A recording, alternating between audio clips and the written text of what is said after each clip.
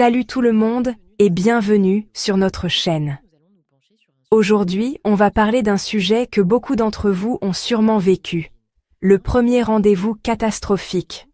Vous savez, ce moment où tout va de travers, où vous vous demandez si vous êtes dans une comédie romantique ratée ou dans un cauchemar éveillé. Alors avant de commencer, abonnez-vous si ce n'est pas déjà fait et on se lance dans le vif du sujet. Le premier rendez-vous, c'est censé être magique, non? Dans les films, tout est parfait, la météo est idéale, la conversation coule de source, et personne ne renverse de sauce tomate sur sa chemise blanche. Mais dans la vraie vie, eh bien, c'est une autre histoire. Imaginez la scène. Vous arrivez en retard à cause des transports en commun, vous avez les cheveux qui ressemblent à une explosion dans une usine de coton-tige, et en plus, vous découvrez que le restaurant que vous aviez choisi a fermé définitivement la semaine dernière. Catastrophique? Absolument. Mais est-ce la fin du monde? Pas du tout. Première règle d'or pour gérer un premier rendez-vous catastrophique? Respirer et relativiser. Oui, c'est plus facile à dire qu'à faire. Mais rappelez-vous que votre partenaire de rendez-vous est probablement aussi nerveux que vous. Et devinez quoi? Les situations embarrassantes peuvent devenir des souvenirs mémorables et même des anecdotes rigolotes à raconter plus tard. Parlons maintenant des catastrophes les plus courantes et comment les gérer avec élégance et humour. Premier scénario. Vous renversez quelque chose. Que ce soit votre verre de vin rouge sur la nappe blanche ou votre café sur votre pantalon, c'est un classique. Au lieu de paniquer et de vouloir disparaître sous terre, riez-en. Faites une blague sur votre maladresse légendaire. Dites quelque chose comme « Eh bien, au moins maintenant vous savez que je ne suis pas parfait, le mystère est levé ». Cette approche décontractée montre que vous savez prendre les choses avec légèreté. Deuxième situation. La conversation qui tombe à plat. Vous savez, ces moments de silence gênant où vous cherchez désespérément quelque chose à dire. C'est normal. Même les personnes les plus bavardes peuvent avoir des blancs. Une astuce? Préparez quelques sujets de secours avant le rendez-vous. Pas des questions d'entretien d'embauche, mais des sujets légers comme les voyages embarrassants, les phobies ridicules ou les passe-temps inattendus.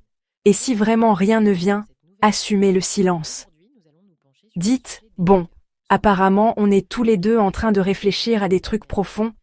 Moi je pensais à savoir si les pingouins ont des genoux. Troisième cas de figure. Le rendez-vous qui n'a rien à voir avec ce que vous aviez prévu.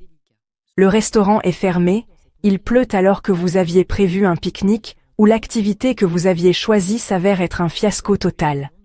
C'est là que votre capacité d'adaptation entre en jeu. Proposez une alternative avec enthousiasme. Bon, puisque le mini-golf est fermé pour travaux, que diriez-vous d'aller dans ce petit café bizarre là-bas?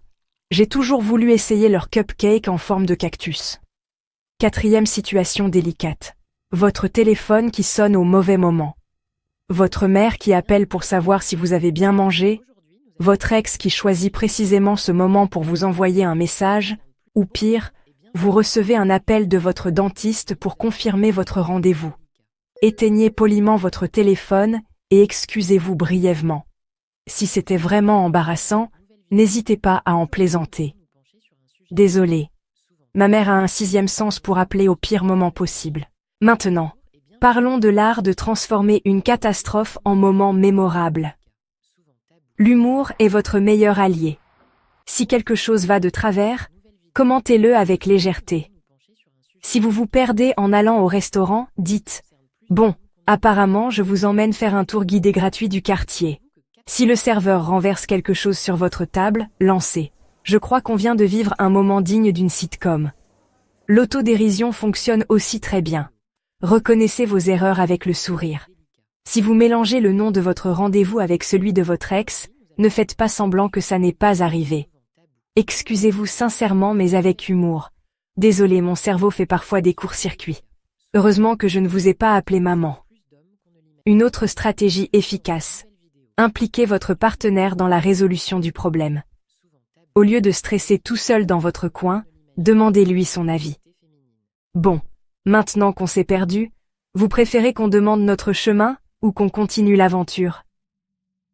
Cela crée une complicité et montre que vous savez travailler en équipe. N'oubliez pas non plus que les moments imparfaits révèlent souvent la vraie personnalité des gens. Comment votre rendez-vous réagit-il face aux imprévus? Est-il patient, compréhensif, capable de rire de la situation? Ces informations sont bien plus précieuses que de savoir s'il aime les films d'action ou les comédies romantiques. Et puis, gardez en tête que les meilleures histoires d'amour commencent souvent par des premiers rendez-vous désastreux.